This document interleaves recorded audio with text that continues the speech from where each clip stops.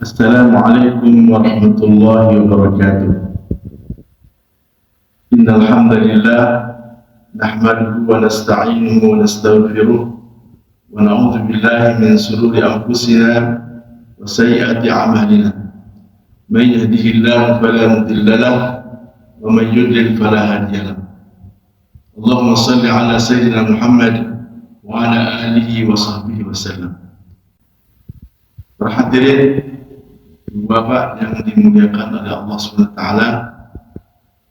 tanggal 22 Desember pemerintah kita bangsa Indonesia telah menetapkan sebagai peringatan hari ibu.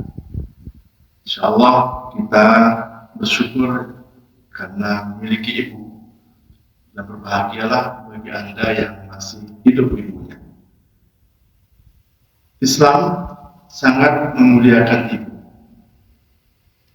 dan Allah Subhanahu wa Ta'ala menjelaskan dalam surah Luqman ayat 14, "Wawassayna al-insana biwalidayhi hamalathu ummuhu wahnan 'ala wahnin wa fisaluhu fi 'amaini an ishkur li wa liwalidayka ilayya al-masir."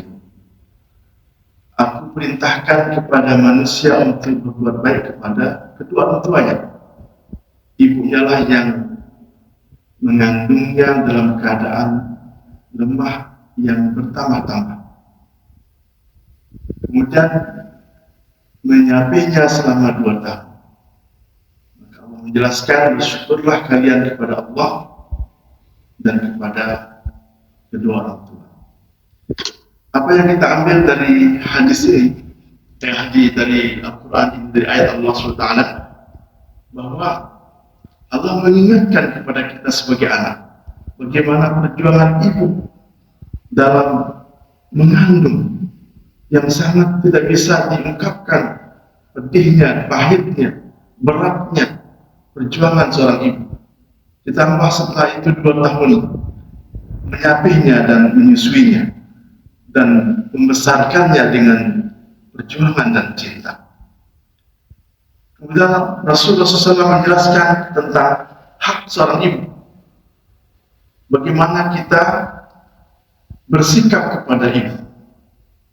Rasulullah kedatangan seorang sahabat yang diriwayatkan oleh Abu Hurairah radhiyallahu anhu, "Ja'a rajulun ila Rasulullah sallallahu alaihi wasallam, faqala ya Rasulullah, man ahabbun nasi bi husni sahabat."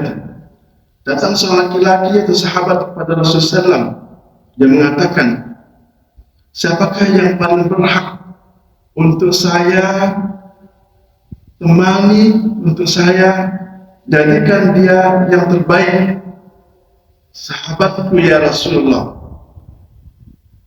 atau siapa yang orang yang paling saya berhak untuk berbaik kepadanya? Rasulullah menjelaskan, qala ummuka, ibumu. Orang ini belum merasa puas. Kemudian dia mengatakan, qala thumma man, kemudian siapa ya Rasulullah? Qala ummuk. Rasulullah lagi mengatakan ibumu. Dan sahabat itu bertanya lagi, qala thumma man, qala ummuka. Yang ketiga kalinya Rasulullah menjelaskan, ya artinya martabat pertama, martabat kedua, yang ketiga juga ibumu. Sahabat itu bertanya lagi, qala thumma man, siapa lagi ya Rasulullah urutannya selanjutnya? Qala abuka. Baru di urutan yang keempat, bapakmu. Hadirin, apa yang kita bisa ambil dari hadis ini? Bahwa hak ibu lebih besar, lebih